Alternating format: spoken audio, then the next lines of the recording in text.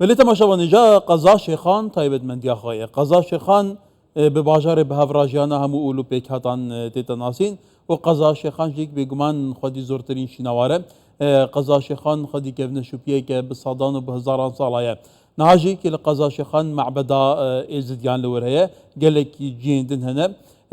او پروژه بو قضا شیخان هاتین جاندن گلو حتی شان باندوری هبویه البته وی هاتنو چون ادوی که دورید که دزانید کو ری گشوی دوره و جیای به دیاره برئیس سردار شیخ یحیی او قیم مقام قضا شیخانه این حال دوی که میوانه منه که سردار دمت باش به هر لشیخان گل میاری دو سپاس دو عمل دوی که تاتین بو بعد هر تیم لسر که بون جبو شوازه جیب جیکرنا پروژه جدسایده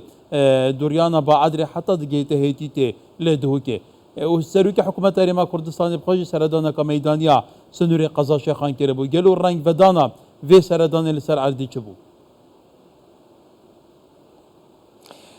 طبعا پێشەکی بەناوی ئیدارەی قەزای شێخان و بەناوی خەڵکی قەزای شێخان و هەموو پێکاتەکان ئێزدی کریستیان مسلمان عەرەب کورد کلدان ئاشووری سریان سوپاسێکی تایبەتی جەنابی سەرۆکی حکوومەتی هەرێمی کوردستان دەکەین ڕێزدار کاک مەسرور بارزانی کە بە بایەخەوە دەڕوانێتە سنووری قەزای شێخان و بۆ ڕنگدانەوەش بە تایبەتی ئەو سەردانەی ئەخێری ئەم دوایەی کە جەنابی سەرۆکی حکوومەت سەردانی سنووری قەزای شێخانی کرد بۆ دانانی بەری بنیاد بوو بۆ پرۆژەی جوتسایدکردنی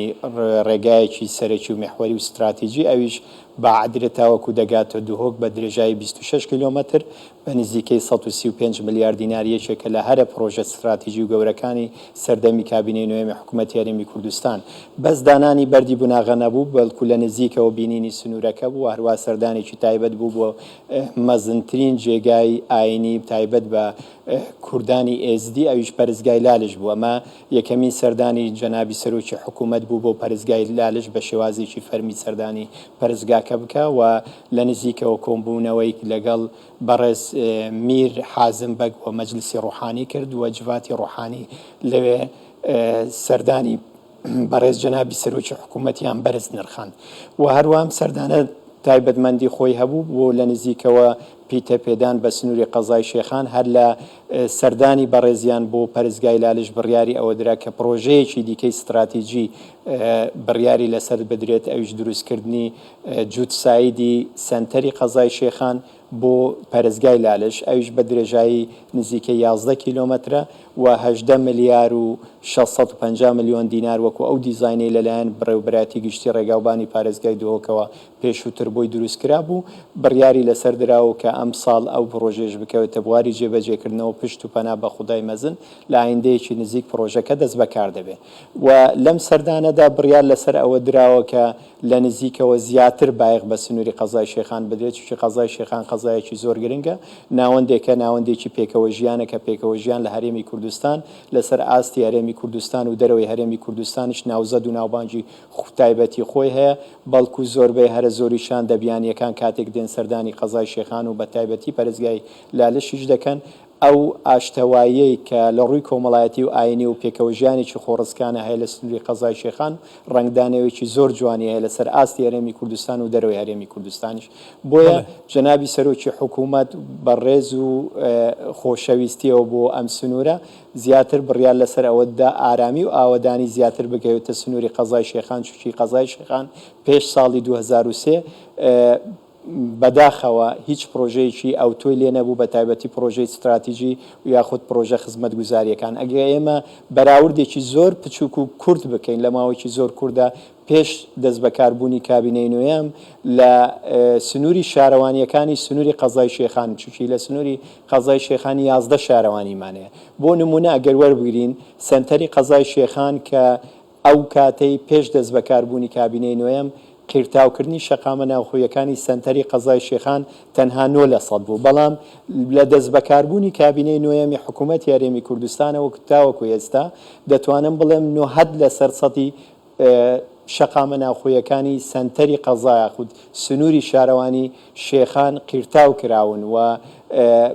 ڕەسیفیان بۆ دروستکراوە خزمەتگوزاریان گەیشتوتێ بە تایبەتی ئەو شوێنانەی کە ئاکنجیبوونی لێ نیشتەجێبوونی لێ ئەمە وەکو نمونەیەک لەسەر ئاستی 11 شارەوانی سنووری قەزای شێخان چوشی 6 ناحیە لە خۆ دەگرێت لەگەڵ ناحیە القوش ئەگەر حساب بکەین چی ڕاستە ناحیە القوش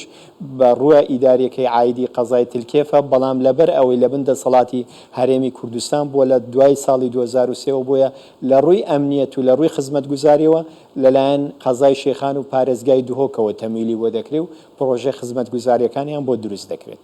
ملکایکی سەردارەکەش بیراتە بیت باوەیەکی مەیدانیژی کە بەریە چەندێکی بەرنامەیەکی مەل شێخان کرد هەڵبەتە شێخان تایبەتمەندیاخوا هەیە شێخانێکی شوان دەبەرانە ئەس حەزکەم بینەرژی بزانبن سەر ئاستی هەموو جیهانێ یەکەم جار بەنداف لە شێخان هاتنە دروستکردن ئاساوارێنی هەنانی بەن شێخان ئەگەتە گوتی باژارێ بە هەڤڕاژیانە ئول و پێکهاتین جودا جودایە و بە شێوەیەکی ئاشتیانە شینەوارین گەلێک لێ هەنە گەل و تاچان ئەف تایبەتمەندیاوان هەموو پێکهاتان لە شێخان هاتکە بەرچاوگرتن و شێخانجی بێگومان ڕێراوێکی استراتیجیک هەیە توزانی لەوەر گەلێک ڕێهێنە ڕێبوو دهۆکێ بۆ هاولێرێ بۆ مۆسڵ بەڵێ بێگومان طبعاً وەکو باست کرد ئەو پێگە استراتیژیەی شێخان وای کردووە کە بایەخی زیاتری بێ بدرێ بە سوپاسەوە طبعاً سەر ڕای هەبوونی هەموو قەیرانەکان و ئەو زەخت و فشار و لۆدەی لەسەر کابینەی نوێمی حکوومەتی هەرێمی کوردستانەیە بەڵام ڕنگدانەوەی ئەم کابینێ ئەوە بۆ ئارامی و ئاوەدانی زیاتر بەجێ بگەێنێ لەم سنوورە و سەر ڕای ئابلوقە و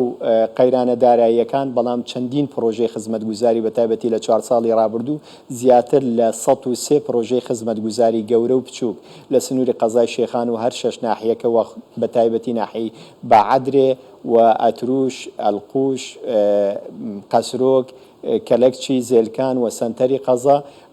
ئەمانە و کۆمەلگای چڕە هەمووی پرۆژەی خزمەتگوزاریان لێ دروست کراوە بۆ نمونە ئەگەر ئێمە باس لەو پرۆژە استراتیژیە بکەین کە بەنداوی خنزە